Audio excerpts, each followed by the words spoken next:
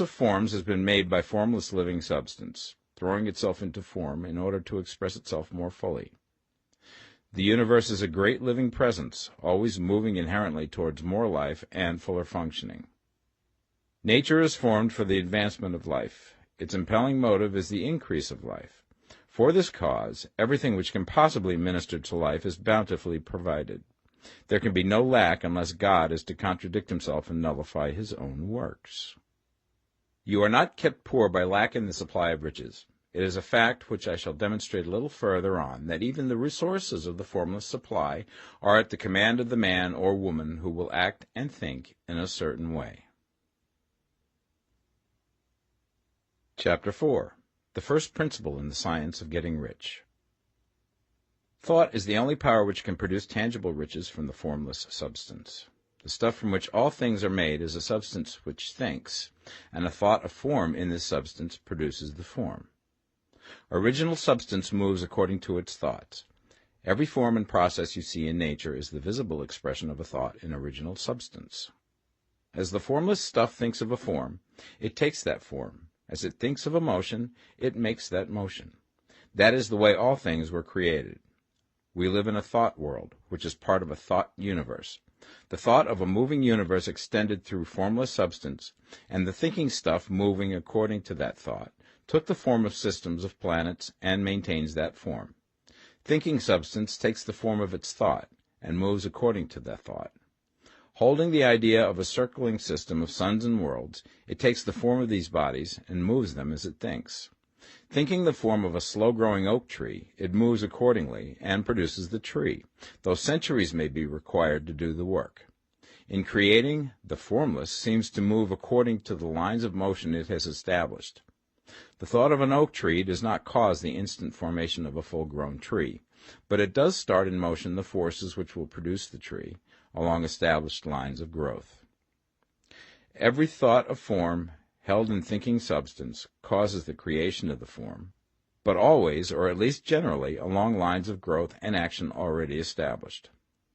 The thought of a house of a certain construction, if it were impressed upon formless substance, might not cause the instant formation of the house, but it would cause the turning of creative energies already working in trade and commerce into such channels as to result in the speedy building of the house. And if there were no existing channels through which the creative energy could work, then the house would be formed directly from primal substance, without waiting for the slow processes of the organic and inorganic world. No thought of form can be impressed upon original substance without causing the creation of the form. Man is a thinking center and can originate thought. All the forms that man fashions with his hands must first exist in his thought.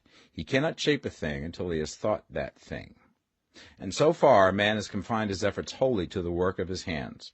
He has applied manual labor to the world of forms, seeking to change or modify those already existing. He has never thought of trying to cause the creation of new forms by impressing his thoughts upon formless substance. When man has a thought form, he takes material from the forms of nature and makes an image of the form which is in his mind. He has so far made little or no effort to cooperate with formless intelligence, to work with the Father. He has not dreamed that he can do what he seeth the Father doing. Man reshapes and modifies existing forms by manual labor. He has given no attention to the question whether he may not produce things from formless substance by communicating his thoughts to it. We propose to prove that he may do so, to prove that any man or woman may do so, and to show how. As our first step, we must lay down the three fundamental propositions. First, we assert that there is one original formless stuff, or substance, from which all things are made. All the seemingly many elements are but different presentations of one element. All the many forms found in organic and inorganic nature are but different shapes, made from the same stuff. And this stuff is thinking stuff. A thought held in it produces the form of the thought. Thought, in thinking substance, produces shapes. Man is a thinking center, capable of original thought. If a man can communicate his thought to original thinking substance, he can cause the creation or formation of the thing he thinks about. To summarize this, there is a thinking stuff from which all things are made, and which, in its original state, permeates, penetrates, and fills the interspaces of the universe. A thought in this substance produces the thing that is imaged by the thought. Man can form things in his thought, and, by impressing his thought upon formless substance, can cause the thing he thinks about to be created. It may be asked if I can prove these statements, and without going into details, I answer that I can do so, both by logic and experience. Reasoning back from the phenomena of form and thought, I come to one original thinking substance, and reasoning forward from that thinking substance, I come to man's power to cause the formation of the thing he thinks about. And by experiment, I find the reasoning true, and this is my strongest proof. If one man who reads this book gets rich by doing what it tells him to do, that is evidence in support of my claim. But if every man who does what it tells him to do gets rich, that is proof positive until someone goes through the process and fails. The theory is true until the process fails, and this process will not fail. For every man who does exactly what this book tells him to do will get rich. I have said that men get rich by doing things in a certain way, and in order to do so, men must become able to think in a certain way. A man's way of doing things is the direct result of the way he thinks about things. To do things in a way that you want to do them, you will have to acquire the ability to think the way you want to think. This is the first step towards getting rich. To think what you want to think is to think truth, regardless of appearances. Every man has the natural and inherent power to think what he wants to think, but it requires far more effort to do so than it does to think the thoughts which are suggested by appearances. To think according to appearance is easy. To think truth regardless of appearances is laborious, and requires the expenditure of more power than any other work man is called upon to perform. There is no labor from which most people shrink as they do from that of sustained and consecutive thought. It is the hardest work in the world. This is especially true when truth is contrary to appearances. Every appearance in the visible world tends to produce a corresponding form in the mind which observes it, and this can only be prevented by holding the thought of the truth. To look upon the appearance of disease will produce the form of disease in your own mind and ultimately in your body, unless you hold the thought of the truth, which is that there is no disease. It is only an appearance, and the reality is health. To look upon the appearances of poverty will produce corresponding forms in your own mind, unless you hold to the truth that there is no poverty, there is only abundance. To think health when surrounded by the appearance of disease, or to think riches when in the midst of appearances of poverty, requires power, but he who acquires this power becomes a master mind. He can conquer fate. He can have what he wants. This power can only be acquired by getting hold of the basic fact which is behind all appearances, and that fact is that there is one thinking substance, from which and by which all things are made.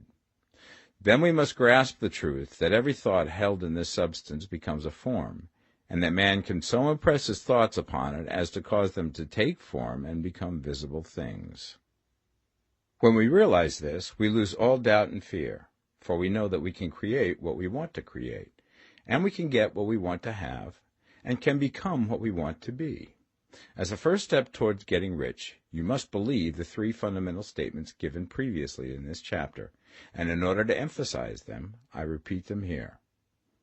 There is a thinking stuff from which all things are made, and which, in its original state, permeates, penetrates, and fills the interspaces of the universe. A thought in this substance produces the thing that is imaged by the thought. Man can form things in his thought, and, by impressing his thought upon formless substance, can cause the thing he thinks about to be created. You must lay aside all other concepts of the universe than this monistic one, and you must dwell upon this until it is fixed in your mind and has become your habitual thought. Read these creed statements over and over again. Fix every word upon your memory, and meditate upon them until you firmly believe what they say. If a doubt comes to you, cast it aside as a sin. Do not listen to arguments against this idea. Do not go to churches or lectures where a contrary concept of things is taught or preached. Do not read magazines or books which teach a different idea. If you get mixed up in your faith, all your efforts will be in vain. Do not ask why these things are true, nor speculate as to how they can be true. Simply take them on trust. The science of getting rich begins with the absolute acceptance of this faith. Chapter 5. Increasing Life. You must get rid of the last vestige of the old idea that there is a deity whose will it is that you should be poor, or whose purposes may be served by keeping you in poverty. The intelligent substance which is all, and in all, which lives in all and lives in you, is a consciously living substance. Being a consciously living substance, it must have the nature and inherent desire of every living intelligence for increase of life. Every living thing must continually seek for the enlargement of its life, because life, in the mere act of living, must increase itself. A seed, dropped into the ground, springs into activity, and in the act of living produces 100 more seeds. Life, by living, multiplies itself. It is forever becoming more. It must do so if it continues to be at all. Intelligence is under the same necessity for continuous increase. Every thought we think makes it necessary for us to think another thought. Consciousness is continually expanding.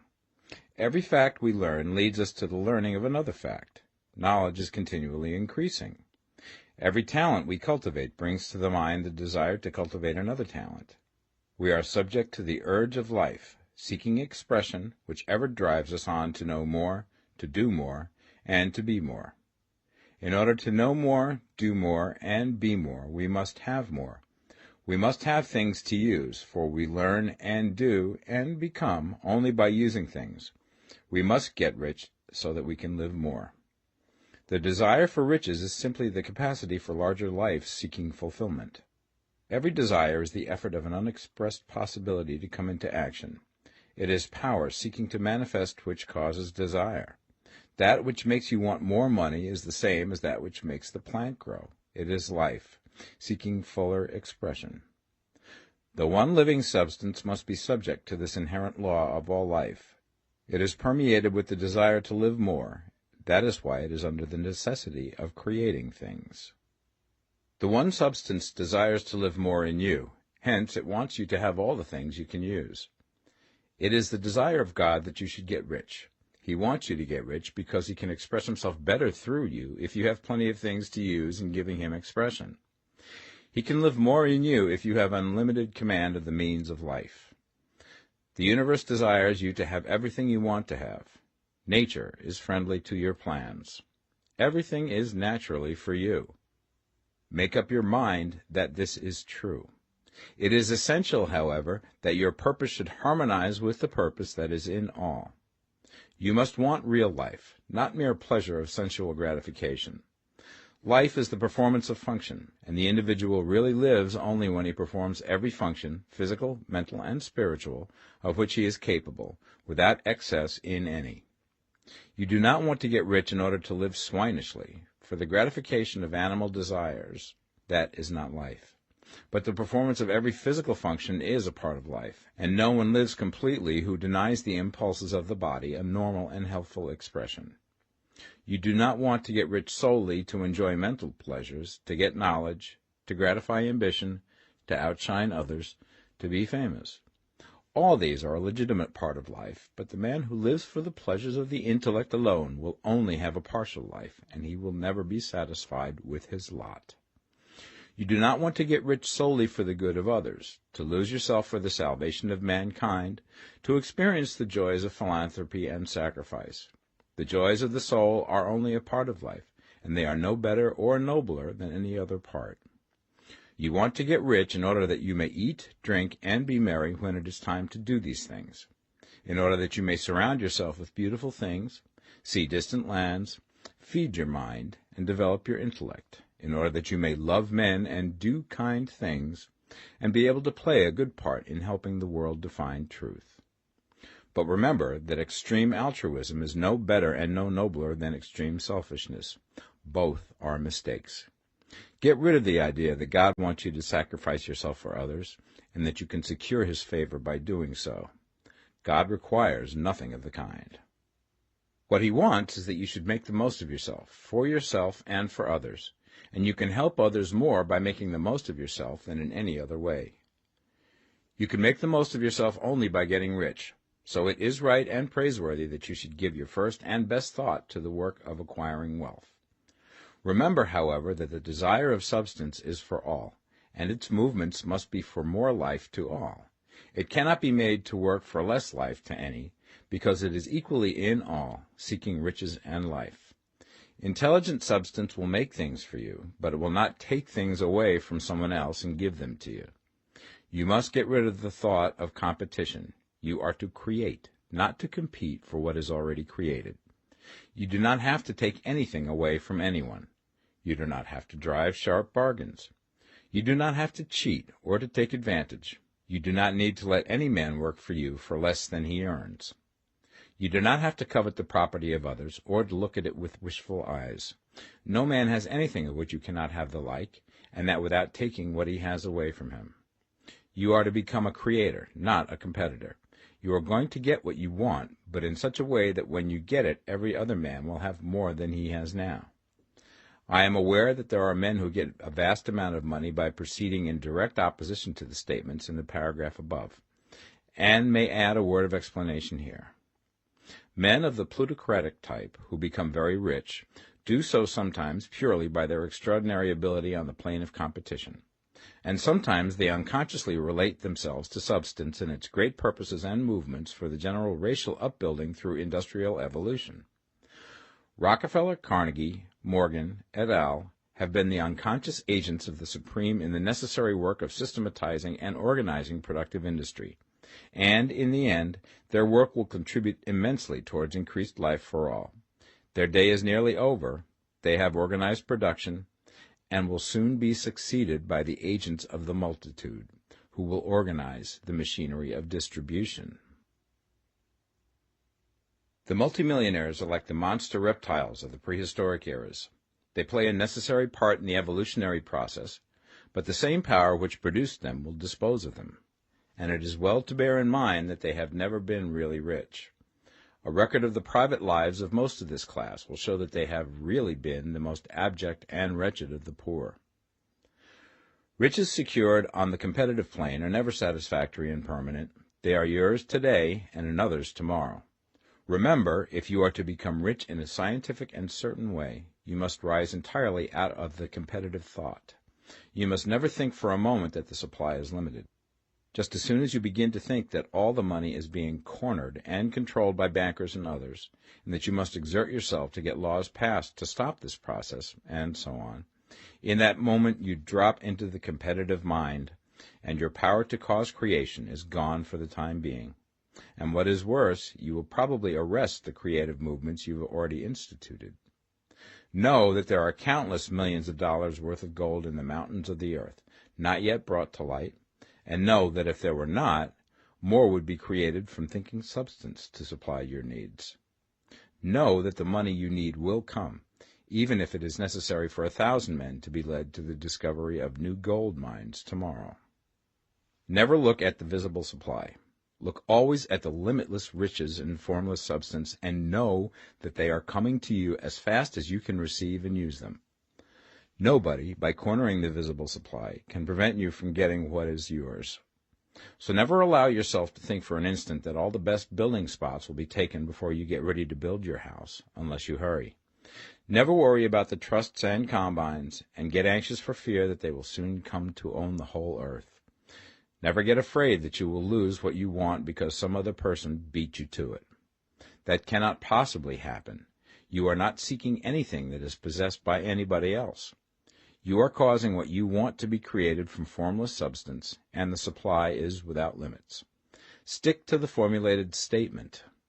There is a thinking stuff from which all things are made, and which, in its original state, permeates, penetrates, and fills the interspaces of the universe.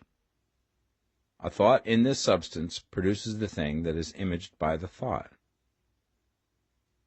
Man can form things in his thought, and by impressing his thought upon formless substance,